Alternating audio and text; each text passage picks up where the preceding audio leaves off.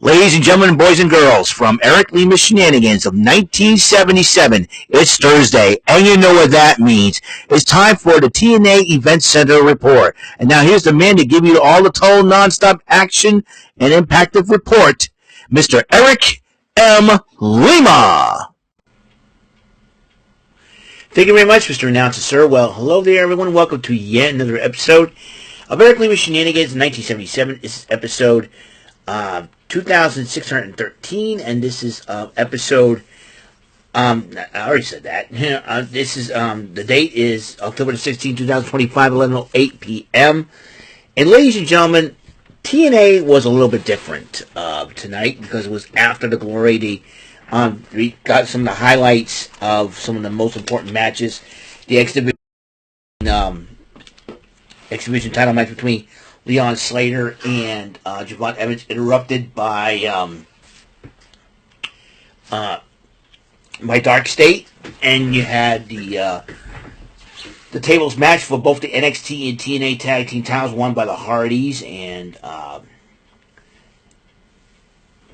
then you had the Knockouts title match won by Kehlani Jordan, retaining the title over Indy Hartwell.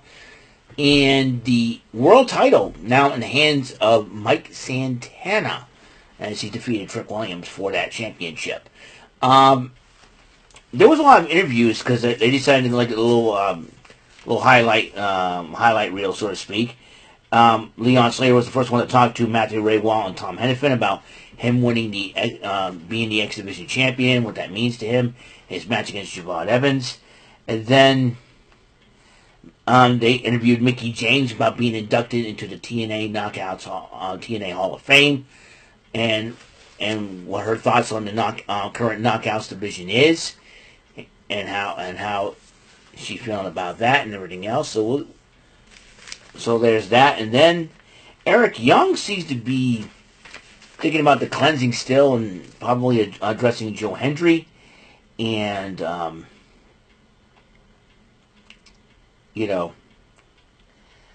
addressing the Joe Hendry situation and all, how Eric Young feels about what's going on in TNA.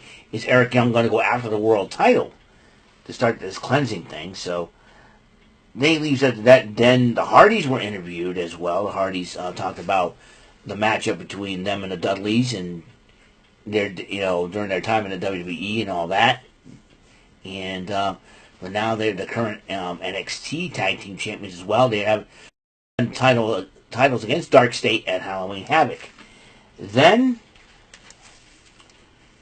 then they talked to Mike Santana, and Mike Santana, he says, it's surreal to him, and he's a champion. He talks about his family, his daughter, and everything else in between. I kind of like the fact that he basically does care, and he loves his family and loves his daughter, and he felt like he made her proud, and he was probably very excited about being the world champion. Now the hard work does begin for him as the world heavyweight champion of TNA. We will see. Then Eric Young comes back out, harasses Ray Wall and Hennepin a little bit more, and ends the show. He gets into the face of the cameraman, and I don't know.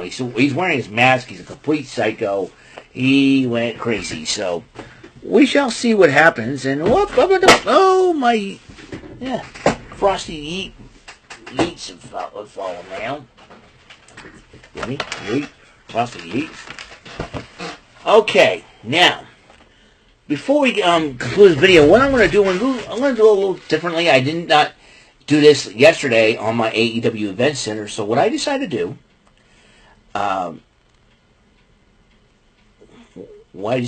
is do the WrestleDream picks and predictions. I know I did this on Rant and Rave about a little bit over an hour ago, 40 minutes ago, when we were finished up. And we do apologize for the not bringing the eulogy of Hulk Hogan by Tony Atlas, the cameo appearance. We don't know what's going on there, and we're kind of hoping that we get it next week. And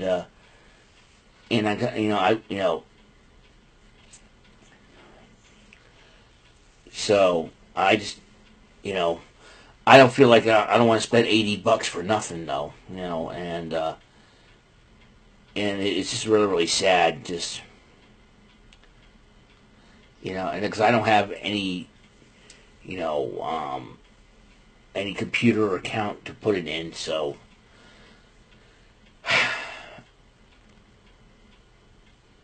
I don't know. I'll probably talk to Brandon about it. If we're hoping to get it. We're hoping to get the cameo. So just be patient with us folks on that, okay? It's crazy, we get guests right away. We have no problem. Sometimes they change everything and all that. And but this is a little different situation. But I digress. So but let's talk about WrestleDream 2025. Heck of an event going on here. We have championship matches. We have matches now. We have 4 matches on the card. Now, Eddie Kingston and Hook will face a team. They issued an open challenge. Question is, who wants it? Could be. I think it's going to be 2 members of Don Callis' family, to be totally honest. So about that point. So I will. We will find out who that team will be. And once we do, we'll do it in the comment section of our episode of Rant and Rave. So right now we have FTR versus Jet Speed. I picked FTR to win because Stokely Hathaway is going to get involved in the matchup. And then the team of the lovely Will Nightingale and the lovely Harlan Cameron against Divine Vanity. It's a team of Megan Bain and Penelope Ford. I picked Nightingale and Cameron to win the matchup. You know what you should call the team of Will Nightingale and Harley Cameron? The Birds of Wrath. And I'll tell you why. Nightingale is a bird. There's another name for a bird. So, or you want to put Night Wrath or something like that. I don't know. Whatever. So, that's what I'm calling Will Nightingale and Harley Cameron to win the match. And you got the Roderick Strong and the Conglomeration, and I believe on the team, Orange Cassidy, Tomohiro Ishii, and Kyle O'Reilly, I think, going up against the Death Riders in an 8-man tag. Pac, Daniel Garcia, Willie Yuta, and Claudio Castagnoli. I picked Death Riders to win the match because I know Maria Shafir could get involved. We will see. Tornado Trios matchup. Hurt Syndicate versus the Demand. I picked the Syndicate to win that one. Jamie Hayter one-on-one with Tekla, the Toxic Spider. I gotta believe that Julia Hart and Sky Blue will get involved. And I know Queen Amanada will probably end up the score, but someone else is going to need to help them. I have Tekla picking up the victory there. Tag team titles on the line. Brodito against the AEW Unified Champion Kazuchika Okada and the IWGP World Heavyweight Champ Konosuke Takeshita. That could have been a title triple header match, but only the tag team titles are on the line. And the reason why I picked Brodito to beat Okada and Takeshita because somebody's leaving that Don Callis family, and I believe Takeshita could be the guy. We shall see. And then a $500,000 tag match between Jurassic Express and Young Bucks. I picked the Jurassic Express to win the matchup because of the fact the Young Bucks, they don't need money to spend on gambling or stupid entrances. And then the women's title on the line, Chris Statlander defends against Timeless Toni Storm. I picked Toni Storm to become the first ever 5-time AEW Women's Champion. Now the world title on the line, Hangman Adam Page versus Samoa Joe. I picked Page to retain. And then I quit match. Darby Allin versus John Moxley. He yells those words, I quit. And Darby Allin picks up the victory there. Now, there could be one more potential matchup. I think Mercedes Moné is probably going to celebrate her longest reign as the TBS champion, beating out Jade Cargill. Question is, who is going to challenge? Will she issue an open challenge? There's rumors going around about that. And, excuse me for just a second. There's rumors going around about that. Who knows for sure how things are going to end up. So, so we shall see, soon shall see. She shall see, she shall see, she sure. Alright. Anyways, I keep screwing things up. Anyways, that is it for today's episode, of course. Like I said, the Bound for Glory, the match that stood out, obviously Hardy's, Team 3D. You know what, though? I look back at the Cena AJ Styles match, and everybody says it's a typical Cena match. I'm putting that aside as far as typical Cena match is concerned. To me, it's more of a storytelling. It's more of a telling a story than anything else. And I think this is basically their way. I don't think they're looking for.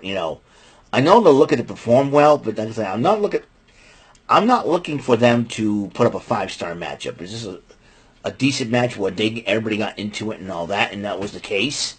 So, same thing with the Dudleys and Hardys. It was a storytelling matchup, to say the least. But in the end, but in the end, though, Hardys did win their matchup, and the Dudleys and John Cena did beat AJ Styles. I think you got to remind. I think the reason why it got a little sloppy too is both men are up there in age as well, so it's like they're not the young pups as we knew them anymore. And neither were the Hardys and Dudleys. And I don't really say that because I don't want to disrespect all these gentlemen here, and because I have a lot of respect for these gentlemen, and but that's the way it is. We expected them to perform at their top, and they did the best they could. But in the end, it is what it is. John Cena's going to put more dates. He's going to retire this year. AJ Styles retiring next year, and the Dudleys officially retired as a team. And we will see what's going on. Will the Hardys be next in line to retire? And a lot of people are talking about if John Cena and Edge can get together one more matchup, but with the whole Andrade situation I just mentioned for my topic, I'm not concerned that AEW and WWE are going to work together ever. I'm concerned that AEW and WWE won't work out a deal to get Edge one more match with John Cena. That's the thing. So we shall see what happens there. So that is all the time we have on this episode of Eric Lima Shenanigans 1977. Tomorrow, Bullseye to deal with, and SmackDown as well. So I'll see you guys later. You guys have a wonderful, blessed day, and until next episode comes rolling around, Mr. Announcer, take us home. That is all for today's episode of the show. This is Mr. Announcer speaking for Eric Lima Shenanigans of 1977. A Big Beefy E and do it for Bob Saget production, and in association with a Raving Bull for 3000 Telepictures and Distribution. Thank you for watching another episode of Eric Lima Shenanigans of 1977. See you later on the next episode of the show. Goodbye for now.